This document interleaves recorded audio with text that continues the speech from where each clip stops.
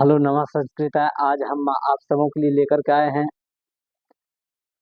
Bihar board कक्षा 10th की संस्कृत की दूसरा चैप्टर दूसरा पाठ पाटलिपुत्र का ऑब्जेक्टिव। तो आइए चलते हैं।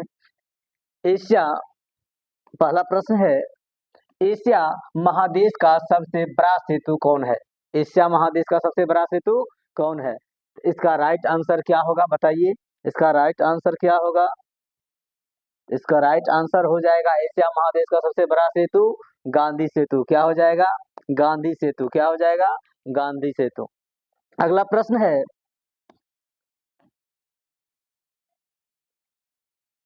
यूनान का राजदूत कौन था?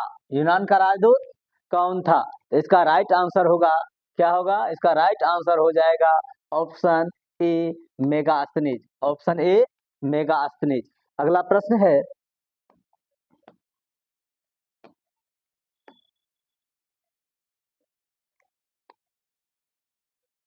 पाटलिपुत्र किस राज्य की राजधानी है? पाटलिपुत्र किस राज्य की राजधानी है?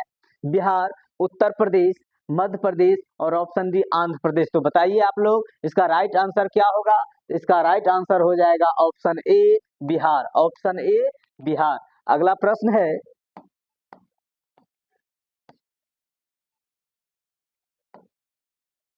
महावीर मंदिर कहाँ स्थित है? महावीर मंदिर कहाँ स्थित है? Option A, Gaya. Option B, Buxar. Option C, Patna और ऑप्शन डी, आरा। तो बताइए महावीर मंदिर कहाँ स्थित है? महावीर मंदिर कहाँ स्थित है? तो ऑप्शन इसका हो जाएगा सी, पटना। क्या हो जाएगा? पटना। अगला प्रश्न है,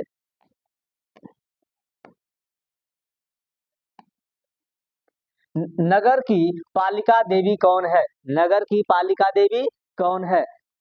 option A, Durga Devi. B, Saraswati Devi. C, Patan Devi. D, Shitala Mata. इसका राइट आंसर क्या हो जाएगा? तो इसका राइट आंसर होगा option C, Patan Devi. Option C, Patan Devi. Right answer क्या हो जाएगा? Option C. अगला प्रश्न है,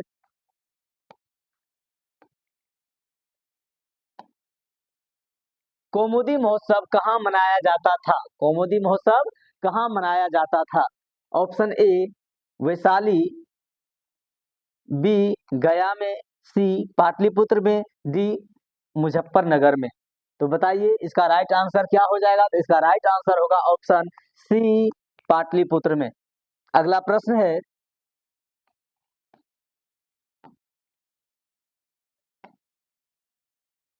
किसके शासनकाल में पाटलिपुत्र की शोभा तथा रक्षा व्यवस्था अति उत्कृष्ट थी?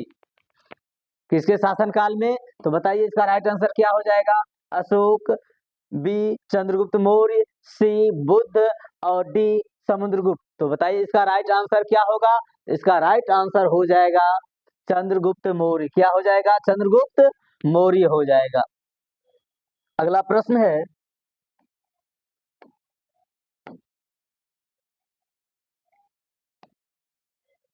पाटलिपुत्र का नामांतरण क्या है? यानी कि पाटलिपुत्र जो है किसका नामांतरण है? तो इसका राइट आंसर क्या होगा? ऑप्शन ए में है हरिहरपुर। बी, हाजीपुर। सी, पाटलिपुत्र और डी, कुसुमपुर। तो यह किसका नामांतरण है? तो यह इसका राइट आंसर हो जाएगा option D, Kusumpur. Option D, Kusumpur. अगला प्रश्न है,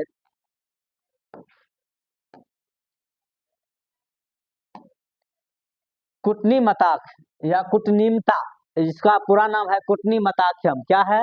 कुटनी मताख्यम। कुटनी मताख्यम काव्य की रचनाकार कौन है? कुटनी मताख्यम काव्य की रचनाकार कौन है? तो पहला ऑप्शन है समुद्रगुप्त, दूसरा है दामोदर गुप्त, तीसरा है चंद्रगुप्त और चौथा है मेगास्थनी। तो बताइए इसका राइट आंसर क्या हो जाएगा? इसका राइट आंसर होगा option B, Damodar Gupt. Option B, Damodar गुप्त। चलिए अगला प्रश्न है,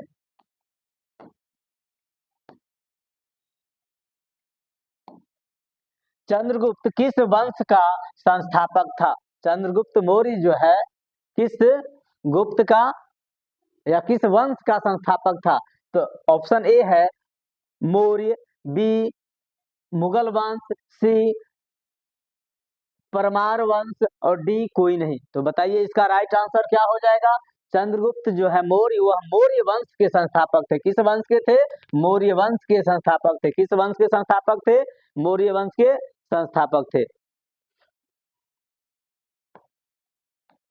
अगला प्रश्न है,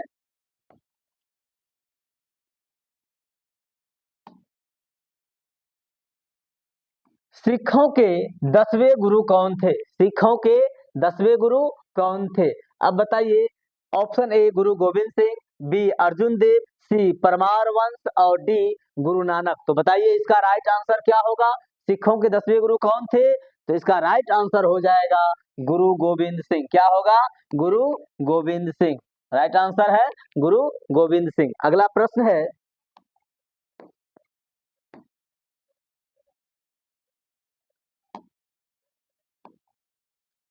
पाटलिपुत्र का बुद्ध काल में नाम क्या था? पाटलिपुत्र का जो है बुद्ध काल में नाम क्या था? संस्कृत पाठ्य पुस्तक के अनुसार क्या नाम था? तो ऑप्शन ए है पटना, बी पाटलग्राम, सी पाटलीग्राम और डी पुष्पपुरम। तो इसका राइट आंसर आप लोग बताइए, इसका राइट आंसर क्या होगा। तो बुद्ध के काल में जो है पाटलीग्राम, इसका राइट आंसर क्या था? Option C. क्या था? Option C Pataligram. अगला प्रश्न है,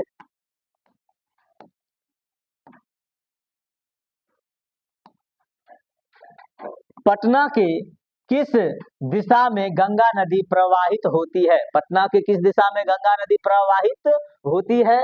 अब ऑप्शन ए दक्षिण, बी पूरब, सी उत्तर, डी पश्चिम। तो पटना के किस दिशा में गंगा नदी प्रवाहित होती है? बताइए आप लोग, उत्तर दीजिए। तो पाटलिपुत्र के किस दिशा में? उत्तर दिशा में। किस दिशा में? उत्तर दिशा में। जिसका राइट आंसर हो जाएगा ऑप्शन सी उत्तर दिशा में। अगला प्रश्न है,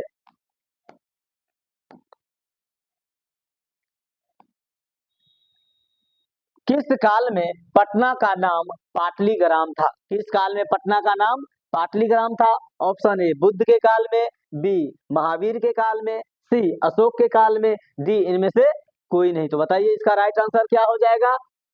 तो पाटलीग्राम जो है बुद्ध के काल में थे। किस काल में? बुद्ध के काल में। अगला प्रश्न है,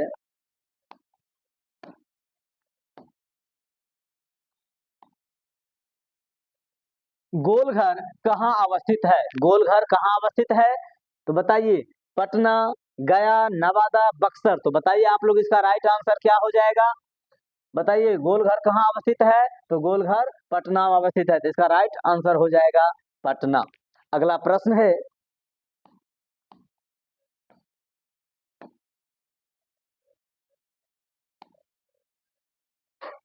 पाटलिपुत्र का इतिहास कितना वर्ष पुराना है? पाटलिपुत्र का इतिहास कितना वर्ष पुराना है? Option A 2500, B 2000, C 3000, D 1000। तो बताइए इसका राइट आंसर क्या हो जाएगा।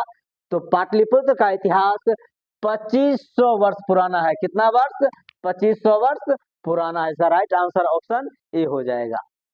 अगला प्रश्न है,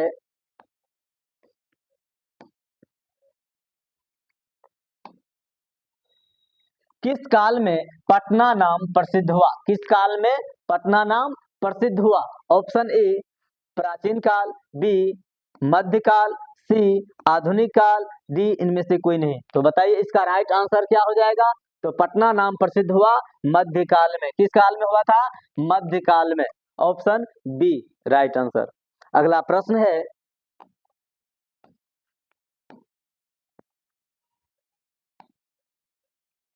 गांधी सेतु पुल कहाँ अवस्थित है? गांधी सेतु पुल कहाँ अवस्थित है? Option A Sasaram, B Paharpur, C Ara, D Pataliputra. तो बताइए इसका राइट आंसर क्या होगा। इसका राइट आंसर होगा option D Pataliputra. Option D Pataliputra. अगला प्रश्न है,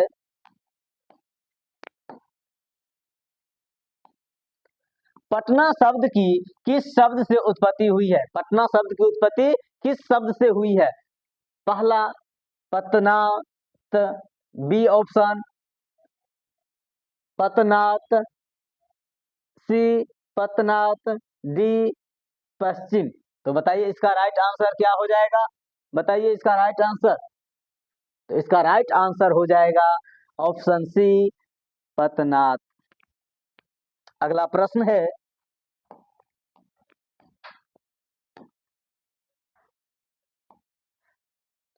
पाटलिपुत्र में किस महापुरुष की जन्म स्थलीय है, यानी कि पाटलिपुत्र में किस महापुरुष की जन्म स्थलीय है।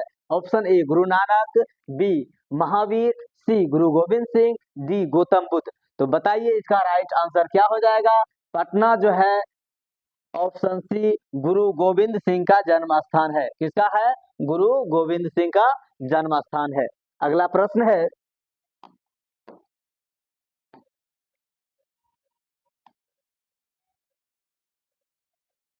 पुत्र विभव शब्द का सही अर्थ क्या है। पुत्र विभव शब्द का सही अर्थ क्या है। ऑप्शन ए पुत्र का दोष, ऑप्शन बी पुत्र की शक्ति, ऑप्शन सी पुत्र का वैभव और ऑप्शन डी पुत्र का क्रोध। तो बताइए इसका राइट आंसर क्या हो जाएगा। इसका राइट आंसर हो जाएगा ऑप्शन सी पुत्र का वैभव, ऑप्शन सी पुत्र का वैभव। अगला प्रश्न है,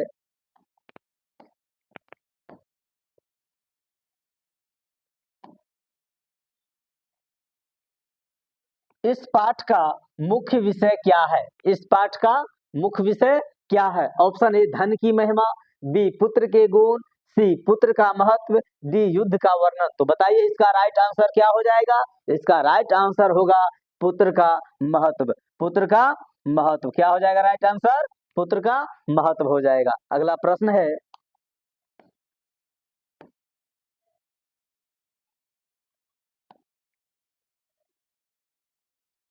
पाठ के अनुसार सच्चा वैभव किसे माना गया है। सच्चा वैभव किसे माना गया है। ऑप्शन ए धन को, बी बल को, सी सद्गुणी पुत्र को और डी राज्य को। तो बताइए इसका राइट आंसर क्या हो जाएगा। इसका राइट आंसर बोलिए। तो इसका राइट आंसर हो जाएगा ऑप्शन सी सद्गुणी पुत्र को, ऑप्शन सी सद्गुणी पुत्र को। अगला प्रश्न है,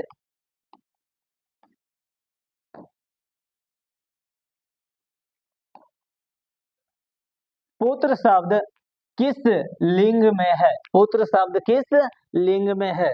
ऑप्शन ए स्त्रीलिंग, बी पुल्लिंग, सी नपुंसक लिंग, डी उभयलिंग। तो बताइए इसका राइट आंसर, आप लोग बोलिए कमेंट में बताइए इसका राइट आंसर क्या हो जाएगा।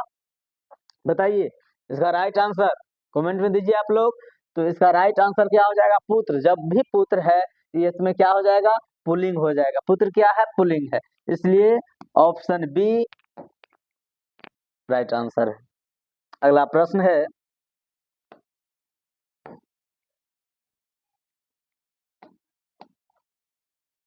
विभवा शब्द का विलोम क्या है। विभवा शब्द का विलोम क्या है।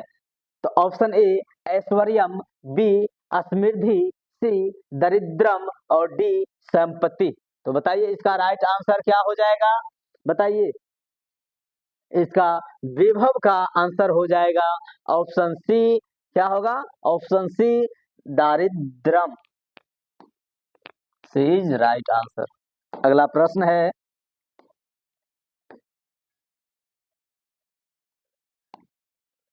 पाठ में पुत्र के किस गुण पर बल दिया गया है। पाठ में पुत्र के किस गुण पर बल दिया गया है। तो ऑप्शन ए बल, बी सौंदर्य, सी आज्ञाकारिता, डी सदाचार। तो बताइए इसका राइट आंसर क्या हो जाएगा। इसका राइट आंसर हो जाएगा ऑप्शन डी सदाचार। क्या हो जाएगा राइट आंसर, ऑप्शन डी सदाचार। अगला प्रश्न है,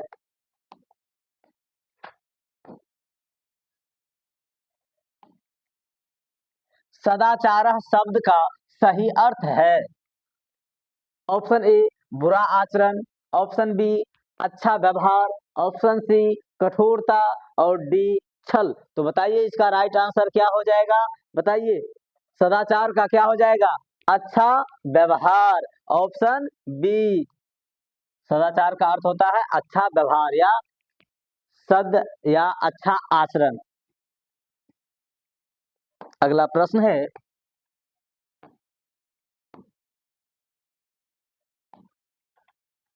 पाठ से हमें क्या शिक्षा मिलती है? ये पाटलिपुत्र पाठ जो है इससे हमें क्या शिक्षा मिलती है? ऑप्शन ए, धन सर्वोपरि है। बी, पुत्र का होना ही पर्याप्त है। सी, गुणवान पुत्र ही सच्चा वैभव है।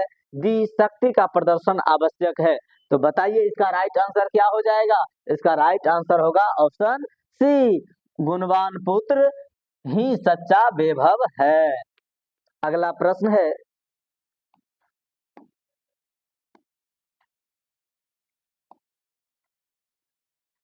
बेभवा शब्द किस प्रकार का शब्द है? बेभवा शब्द किस प्रकार का शब्द है? ऑप्शन ए, क्रिया। बी, विशेषण। सी, संज्ञा। डी, अव्यय। तो बताइए इसका राइट आंसर। बेभव शब्द जो है किस प्रकार का शब्द है? यह क्या है? संज्ञा। क्या है? संज्ञा है, इसलिए ऑप्शन सी। अगला प्रश्न है,